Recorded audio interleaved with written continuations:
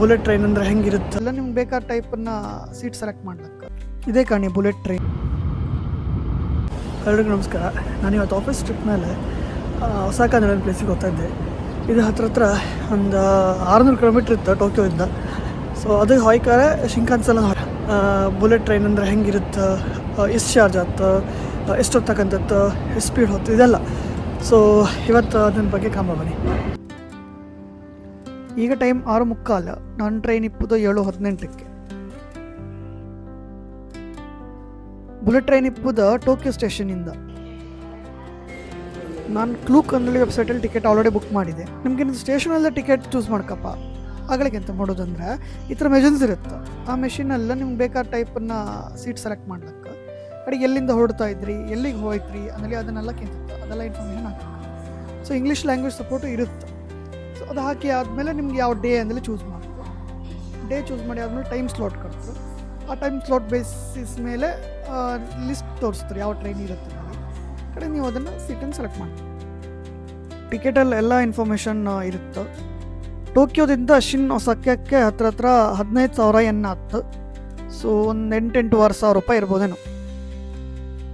ನಮ್ಮ ಟ್ರೈನ್ ಹೆಸರು Nozomi 297, 7:18. Platform 17ಕ್ಕೆ ಇಪ್ಪದು. ಬನ್ನಿ ಹಾಪ್ ಅಲ್ಲಿಗೆ.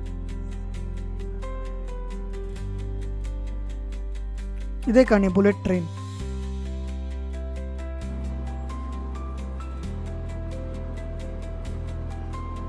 ನಮ್ಮ ಕಾರಿಗೆ 12. ಸೊ 12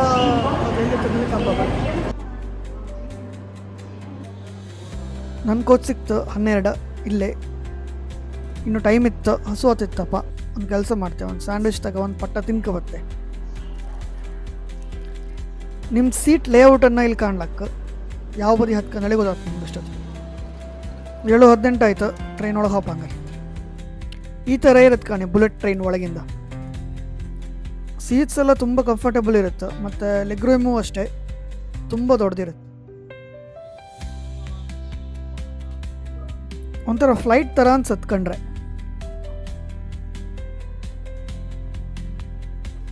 ಕರೆಕ್ಟ್ 7:18 ಟ್ರೈನ್ ಹೊರಡ್ತು ಕಾಣಿ. 9:45 ನಾವು ರೀಚ್ ಆಯ್ಕೆ.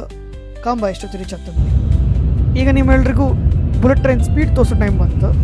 ಹತ್ರ 274 ಕಿಲೋಮೀಟರ್ ಸ್ಪೀಡಲ್ಲಿ ಹೋಗ್ತಾಯಿತ್ತು. ಸೊ ಆ ಲೆಕ್ಕದಲ್ಲ ನೀವು 1 ಗಂಟೆಗೆ 270 ಕಿಲೋಮೀಟ್ರ್ ಹೊಯ್ಲಕ್ಕೆ ಈ ಸ್ಪೀಡಿಗೆ ಹೋಗ್ತಾ ಇದ್ರೆ. ಸೊ ಅಂದಾಜು ಹಾಕಿ ಎಷ್ಟು ಸ್ಪೀಡ್ ಇದ್ದಾನೆ.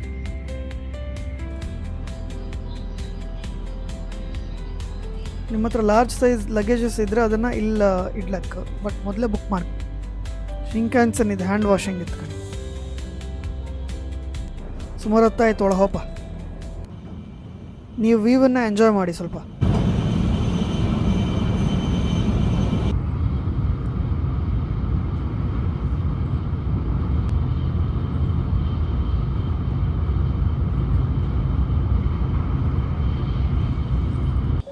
ಫೈನಲಿ ರೀಚ್ ಆದೆ ಮರ್ರೆ.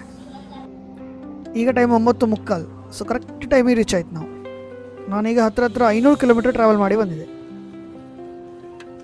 ಬೆಳಿಗ್ಗೆ ಕಾಫಿ ಕುಡಿದೆ ಮಾರ್ರೆ. ಈಗ ಒಂದು ಕಾಫಿ ಕುಡಿತೆ. ಕಾಫಿ ತಗೊಂಡೆ. ಈಗ ಹೊರಗೋಪ ಸಮಯ. ಸೊ ನಾನು ಇಲ್ಲಿದ್ದು ಒಸಾಕದ್ದು ಒಂದು ಸಣ್ಣ ವೀಡಿಯೋ ಮಾಡಿದೆ. ಬಟ್ ಈಗ ಹಾಕಿದ್ರೆ ತುಂಬ ಲೆಂತಿ ಆಯ್ತು. ಸೊ ಮತ್ತು ಫ್ಯೂಚರಲ್ಲಿ ಹಾಕ್ತೆ ಅದಕ್ಕ. ವಿಡಿಯೋ ಕಂಡವರಿಗೆಲ್ಲ ಥ್ಯಾಂಕ್ಸ್ ಮಾರ್ರೆ. ಸೊ ಇಷ್ಟ ಆದರೆ ಸಬ್ಸ್ಕ್ರೈಬ್ ಮಾಡಿ ಮತ್ತು ನಮ್ಮ ಇನ್ಸ್ಟಾಗ್ರಾಮ್ ಚಾನಲ್ನ ಫಾಲೋ ಮಾಡಿ. ಮತ್ತು ಸಿಕ್ಕುವ.